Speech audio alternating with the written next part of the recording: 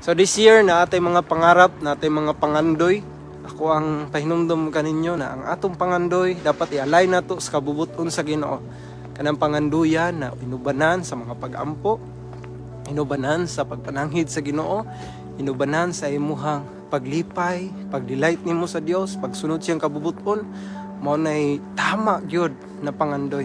Dili ng pangandoy na ato-ato lang. Useless na pangandoy, pero pangandoy na inubanan diha sa Dios, atong relasyon maayo, mao nay maayo na pangandoy. This year ako nag-aampo na matubag ang imong mga pag-ampo, na ma-encounter masinati gyud nimo, og unsa man ang imong gipangandoy kaayuhan sa balatian, ihatag na sa Ginoo.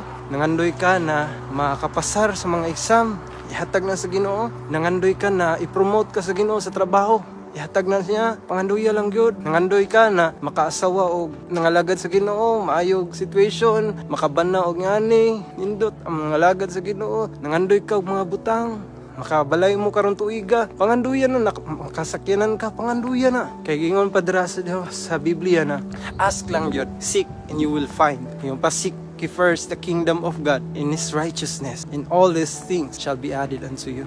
Kana na verse, gibutang lang ba na sa Bible kara pampanindot, dili, tinuod na siya. Basta mangayo lang yun ka. Ako, nangayo ko, gipangandoy na ako ni, na maka-abroad, makabato, nagmayong kinabuhi. Kay lisod kayo akong situation dati, nang huna, gibago sa Ginoo ang kinabuhi mo nang, basta mangayo lang ka, ihatag na sa Ginoo. Dapat lang naka-align sa iyang kabubuton.